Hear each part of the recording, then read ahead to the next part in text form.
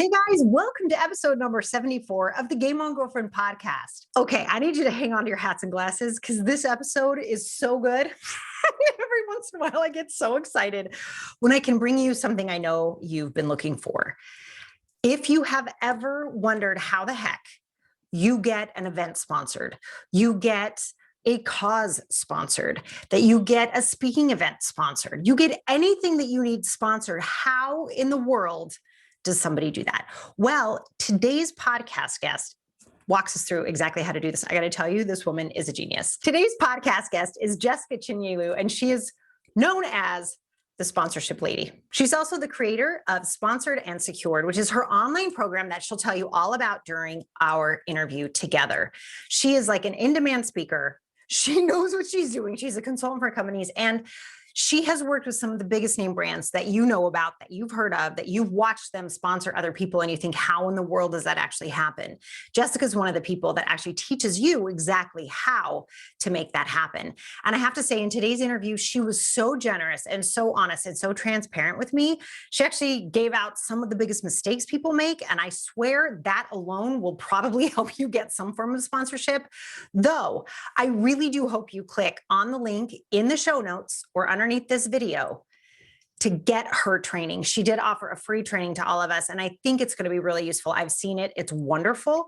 And I strongly urge you to go check that out, because this is something that all entrepreneurs really do need to understand. You need to know how to do this, and Jessica has the answers to help us. And what I love, as Sarah Walton, the Game On Girlfriend podcast host, right, business mentor, all that jazz, what I love is that Jessica walks the talk of what I teach you guys every single day, which is look at your own talents, your own experience, and your own expertise and create a business out of it. You guys, Jessica nailed it.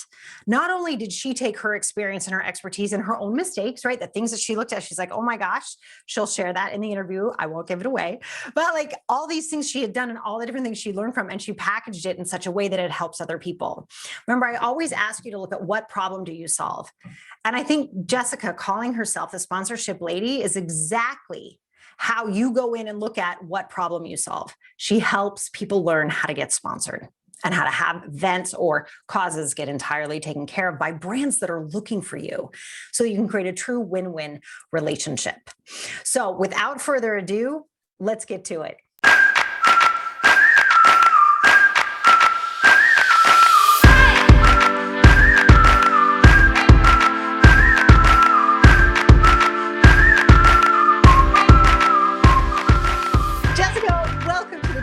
Podcast. I got to tell you, I am so excited for this conversation. I think we have a lot of people with earbuds in right now going, gimme, gimme, gimme, gimme, gimme.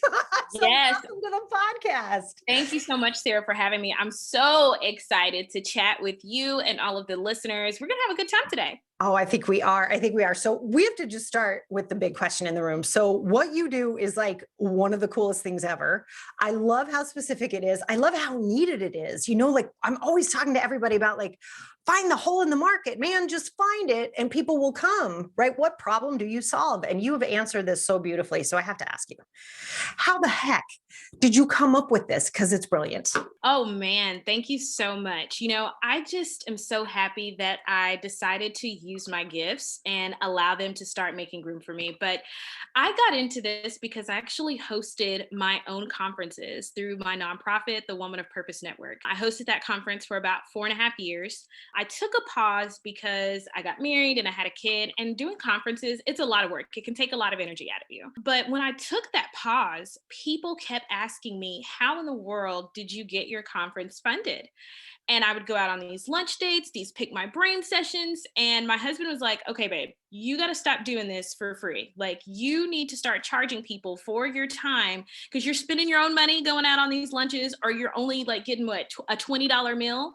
And so I was like, you know what, babe, I think you're right. But I was still kind of insecure on whether or not people would really pay me. So I just decided to hop on an Instagram live one day and start telling people like, hey, this is how you do it. I'm going to answer your questions and we'll do this big, great Q&A. But I was very strategic. I actually had a landing page that I created with a pre-order to a ebook. And when I tell you, when I made the announcement, people went crazy over this ebook and I just couldn't believe it. And I was like, okay, I have to keep selling this ebook. But then someone was like, I want you to go deeper. Can you create a course? And that's how I got to my course. But I think the unique thing about like how really I got started is I didn't start like this overnight and getting my conference 100% sponsored. I'm actually used student loan money in the very beginning, but it was just, I knew that this conference was going to work. I knew that I was going to do something that was super impactful. And so I was willing to take that risk and use student loan money to fund the event of my dreams. So yeah, that's how I got into it. I absolutely love what I do. It's loads of fun, but I'll never use money out of my own pocket again now that I know how to get my conferences funded. That is unbelievable. What? Oh my gosh. There was like, Jessica, there was so much in there that is so brilliant. Like, oh my gosh, you guys, all of you listening, can you just take a second and hear what she said? So on a whim, I did an Instagram live because that is the brilliance of using your own brains and your own talents just the way you did. That was absolutely brilliant. And you know what I love? The other thing you said, I love you like tack this on like it's no big deal. Oh, and then I had like a pre-buy page, like, hello, brilliant. And I'm sure you didn't spend $1,800,000 building that page, nor did you spend Oh weeks and no. weeks and weeks, right? Like you Yeah, probably put no, it let me up. tell you, like, let me just even be super transparent. I didn't even have the product created. Because I was still just like, I'm so unsure if people will buy this, but I wanted to test it out. I was like, let me just put the universe and God to the test and see if this is really going to work. So I had no product, no content, no ebook. I just created a landing page with a dollar amount on it and said, this is coming out. You're going to get it on this date. That was it. And it sold Brilliant. very well. Well, it's also brilliant too, because I don't know if you have this problem, Jessica. I mean, there's a lot of brilliance in it. But I sometimes, unless I have a deadline inside my own business, then I know other people are counting on me. This is a Sarah thing. It might be a Jessica thing too. I don't know, when everybody listening thing as well. When I know people are counting on it, it will get delivered. But if I give myself a personal deadline, it's harder to keep it sometimes, not all the time, but sometimes. So that was brilliant as well. We're right there with each other. Yeah. Yep, that's me. That's me. The truth Absolutely. of entrepreneurship, don't tell. But it's a thing, right? It's like, oh my gosh. Yeah. And so that's brilliant because now you had it done, but you also you almost got paid to do market research, which is so smart because you delivered value. You weren't being sneaky. You weren't like being like, ha ha ha, give me, like you actually gave a lot of value. You showed up for 2 hours on Instagram. That's freaking amazing. You gave them real content to actually listen to and observe and take in. And then you made this offer to see if it was actually going to work in the market. I like the business brilliance on this, as well as finding this niche. Jessica, I think you might actually be one of my new heroes because this is awesome. I just hope you are. I have a feeling you're inspiring a whole lot of people to be like, oh my gosh, there really is something to this talent and expertise and experience thing that it actually works in building a business. It Oh like my truly gosh. does, right? It works. And, I did the same thing before doing my course. I spoke at a conference. Someone invited me to speak in Chicago to share more about landing corporate sponsorships. And my husband, I love my husband because he always gives these really good ideas. And he's like, Great babe, support system. wonderful support system. And he said, babe, I think when you go to Chicago, I feel like you should launch a signature offer. So instead of selling ebooks, you need to have a program. There are about 75 people in this breakout session. And I did the same thing. I said, I'm going to give each one of you a free 45-minute call. I spent about 20 minutes listening to their problem, and I provided them with a solution, which was my course, which had no content at all. Once the cohort started, I recorded all the content live, but I had all of the pieces of the puzzle of what I was going to teach as far as the curriculum. So I'm all about testing things now.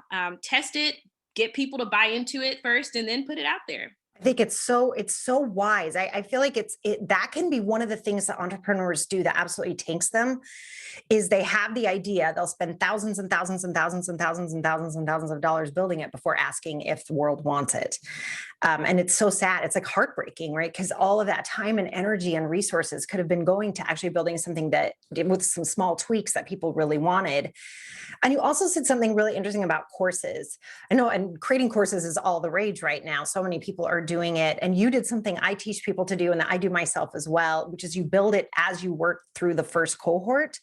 And you know what I found that is so awesome? It's kind of the same as marketing this way is that I would listen to the questions come in or what's happening, and then I could add that into the next lesson. So the content of the course actually became richer and more helpful, and had more longevity because it was really working with the participants to create the best content possible. And I have a feeling that's what ended up happening. Yeah. Yep, that's exactly what happened. I mean, Right. over time, the course has just gotten sweeter and better. The feedback is incredible. And I've actually seen like great results. I mean, the results that I'm seeing for my students, it's just amazing to see how far they've gotten. And I think it's just because I had that time to do it live and constantly getting the feedback and always adding more value to the course as I go. Yeah, I completely believe that. I actually think it's almost malpractice not to do it that way. To be totally honest, it's like people are like, sell your course before it's done. And I'm like, no, it's actually really smart. Of course, you know what you're going to teach. Like you said, you had your layout, you knew what you were going to do, but to have that participation just makes it so much stronger and so much richer for everyone involved. Oh my God, so cool. And I have a question for you. Did you ever read the book called The Lean Startup? I have not. I did Yeah, not read that because book. I gotta tell you, I think you would love it. I think you would love it. And everybody listening, I think you'd love it as well. But it's really solid. It's a little book, but it's really about producing what he calls the MVP, the minimal viable product. And that to take that out to market and really test the way that you have. And he's got sort of a strategy inside of it. I think you would love it. But anyway, you're I'm going practicing to a put lot of that on it. my list. I'm Yeah. putting it on my list of books to read. Yes. Thank you for Because that. you're already walking the talk and I love it. It's so, so great. So I wanted to talk to you how do you go about, okay, you're talking about how you did your nonprofit events, all this stuff. So you went from student loan money all the way to getting it 100% sponsored. How in the world does somebody actually secure that level of funding? Like, how do you go about actually doing this? Like, what are the steps? That's a wonderful question, and it's certainly something that does not happen overnight. But what really got to me is when someone attended my conference and she said, I'd love to take you out to dinner. And I said, okay, great. So we went out to dinner and she says, I need to know, who are your sponsors? How in the world are you getting this thing funded? And that very first conference I hosted, I said, well, student loan money funded this event, Sally Mae. And she said, are you kidding me? Like, are you crazy? She said, I thought that this was a fully funded event. And she said, everything that I do is funded. And she said, I'd love to help you. She said, not only am I going to help sponsor your next event, but I'm going to show you how I get all of my events sponsored. And I said, thank you so much. I appreciate it. So she actually sat down with me, looked at my sponsorship proposal, and she said, nope, you need to take this out. This is the reason why people aren't responding back to you. Yep. Let me help you. So I took everything that she taught me, plus my years of experience in being an event manager for the Gaylord Texan Hotel and Hilton Hotels, and working with different meeting planners. And I figured out a methodology or a system that works, or a sales process that works. So the first thing that I would say is you want to ensure that you have a solid list of brands that truly align with your mission and what you're doing. So that means that if you're someone that's hosting an event, or you have a nonprofit, or you're an online entrepreneur that is hosting these amazing things, and you're doing social impact issues or anything in the community, you want to ensure that you find strategic brands that are supporting things that you currently do, things like what you do. So I recommend like 50 to 100 brands on that list. The second thing I would say is research those brands. Find out every single thing that they are working on. Find at least 3 to 5 contacts within that brand. So that way you can ensure that you know everything about them. And when you finally do start reaching out to them, you are easily able to make some type of connection as to why you two should be talking. You should at least hit those contacts at least 3 to 5 times, or engage with them at least 3 to 5 times before you go for the big ask. I see a lot of sponsorship seekers. The mistake that they make is they go in sending this email to a stranger, someone they don't know, make a big ask, and you wonder why people aren't responding to you, because you're asking a stranger to do something for you. The next thing that I would say is understand like your audience data. I see too many people not understanding the impact that their organization makes, whether you are a for-profit entity or a nonprofit entity. You have to understand understand your numbers. Who are the people that you reach? Is it that brand's target audience as well? How can you help them reach an audience that maybe they may be missing out on? How can you help them solve a problem? What have you done since inception? How much dollars have you made? What impact have you made in your target's audience life? If you don't have that information, I highly encourage you to go out and get that information so you can share that inside of your deck, your pitch. It's a very vital thing that is needed. The third thing I would say is understand the assets that you bring to the table. Your assets could be the unique activations. How are you going to bring this brand to life? When you are going out to a brand and you're asking them to make an investment in your project, your event, or if you're an influencer, they're basically paying you to market their business. They're paying you to bring forth ideas. If it's cause marketing, most times a lot of the corporate sponsorship dollars are coming out of their cause marketing budget. So it most times is a marketing initiative. So you really want to ensure that you bring forth valuable assets. And the last thing that I would say is make sure you have a great sponsorships follow-up process. You have to follow up at least 5 to 7 times. You've got to. Now, I know I just said a lot, but those are at least the basic steps of how you can start getting sponsored the right way. But you know what I love about every single thing you just said? First of all, thank you for the nuggets of gold from heaven that just was. That was incredible. Oh man, I love you just rattled that right off. That's expertise, my people. But I love that. But you know what you said that I think goes over most people is the consistency in following up and the consistency in creating relationships and the time that takes. You guys, all of you listening, business is not magic. Right. That I am so sick and tired of the magical. Now I make $3 million while I knit a ball of yarn. It's like, what are you talking about? Like, no, this takes time. This takes consistency. This takes effort. And I think what you just shared, Jessica, that is so important is that this is real work, right? You're going to get your whole event covered, or you're going to get a whole whatever you need covered. That takes work. You don't just get that because you're nice or because you think you deserve it, right? You get it when you create a relationship and you do the work behind it and you understand the return on investment for the person you're asking the money from, right? Which is so respectful and honorable, compared to how so many people go about it. Yeah. So, the thing, I think what people have to really understand when it comes to sponsorships is yes, follow up is everything. You have to have that follow up process. I always tell people the best salespeople, they reach out to brands or they will reach out at least 5 times. If you're not reaching out to one person within a brand at least 5 times, then you're not putting in the work. And I know some of us may feel like, oh, well, that can be too much. What if I'm getting on the person's nerves? Is it going to come off as like I'm just, following up way too much? Yeah. Hey, guess what? There's someone else within the brand that you can reach out to. There are other decision makers. There's not just one person, especially if it's a Fortune 500 or a Fortune 1000. There's more than one decision maker. Reach out, follow up. You're leaving so much money on the table when you don't follow up in this process. I love it. I love it. And I just, you guys, I hope everybody's listening because we're talking about sponsorships, which is obviously the key point here, right? And really diving in there. But you guys, this goes for everything in business too, right? You can extrapolate that lesson out. You don't just reach out one time and go, oh, well, I guess it didn't work. And it doesn't matter if that's for sponsorships, which is so important, for speaking engagements. If you're trying to hire somebody or you're looking for the right business for you to partner with and collaborate with, it's always like this. And I think this grit and tenacity and honesty and understanding what these relationships takes, I think it's really, really important. So I love that you're sharing this with us. But I do have one more question. So what are the biggest mistakes, aside from not consistently reaching out and creating, really robust, lasting relationships with people? What are some of the mistakes people make when they go to look for sponsorships? Man, that's an incredible question. I have a whole list of mistakes. I think one of the first ones I would say is, and I mentioned this before, making a big ask in your first initial email. I think it's very important to know your audience, know the brands that you're reaching out to. In order for you to fully understand like everything that brand's trying to do, their goals, you need to first schedule a discovery call before you say, hey, here's my pitch deck. Can I get $100,000?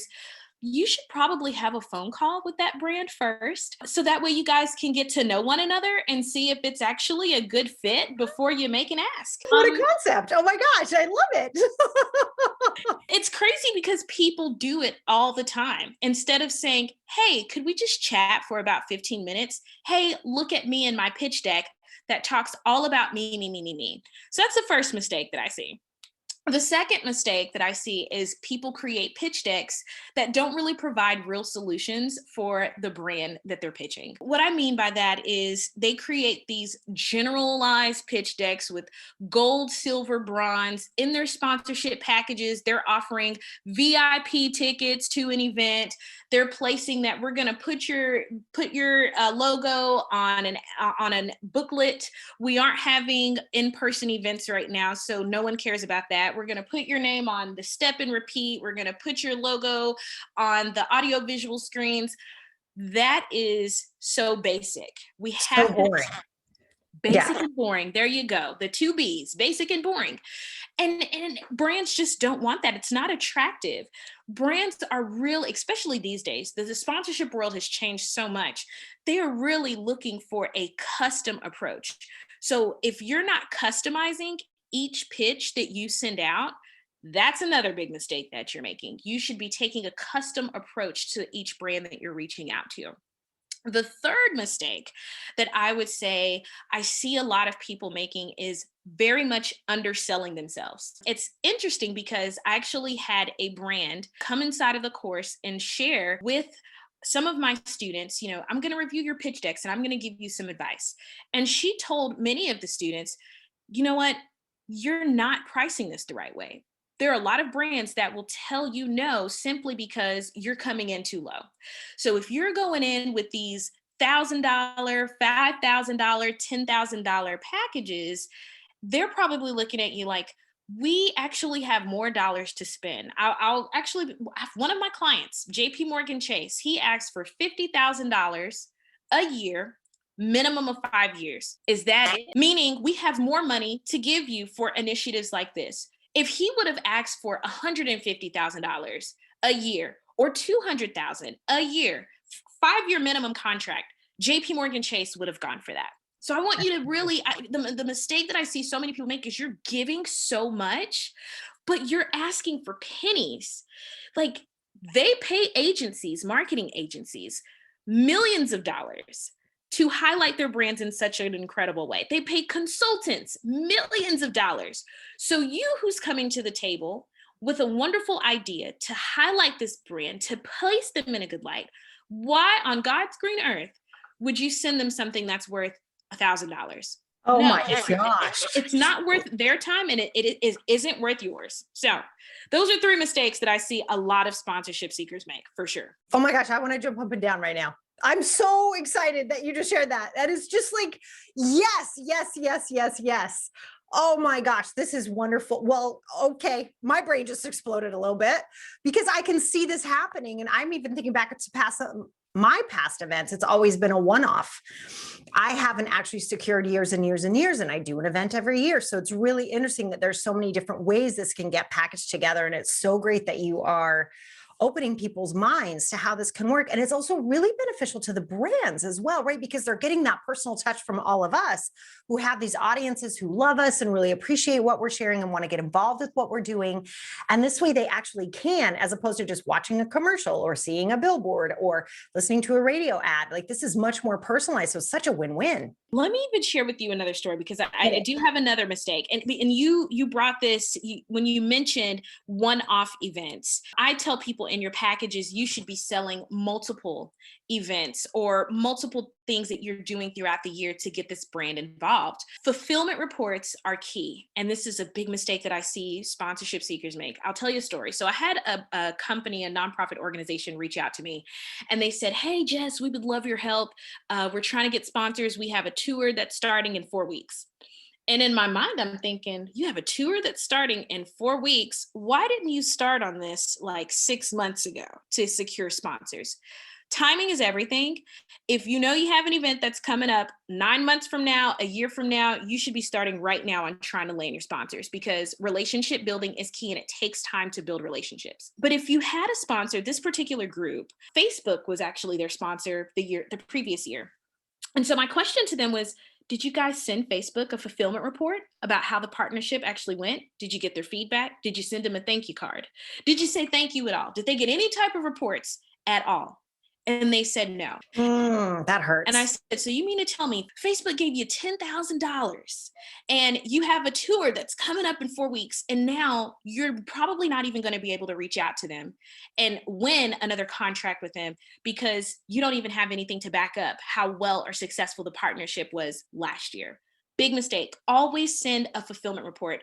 I have 2 clients right now where brands sponsored their events, and we're already in conversations to have a longer contract, a 12-month contract for all of the events that they're hosting for 2022. And it's all because we followed up and created a fulfillment report to show the success of the partnership. And we took time to have a feedback call with them. Always ask for a brand's feedback, so that way you can land multiple contracts with the brand. I'm about ready to just be like, okay, we're done. Jessica's going to take over. This is awesome.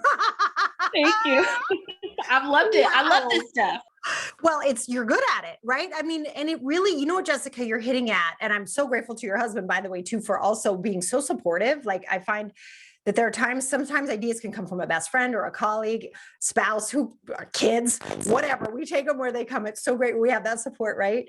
But I think there's really something that you have personally that is so powerful here. And it is your ability to create relationships. And I'm kind of hearing that thread through everything that you've shared today, is the depth and quality of our relationships. And that this is one thing I think women are really good at in business overall. And I think, Jessica, you have a really specific talent for it too, but this ability to create non-transactional relationships, right? So business is so transactional, like I'll be your friend today, but I'm going to forget who you are tomorrow because I don't need you anymore. Like that is not appropriate. It doesn't work. And if you really want to succeed, it's actually the opposite. There you go. That's it. This entire industry is all about relationship building. I cold pitch the majority of the brands that I reach out to, but better believe that those cold pitches transform into the greatest relationships ever.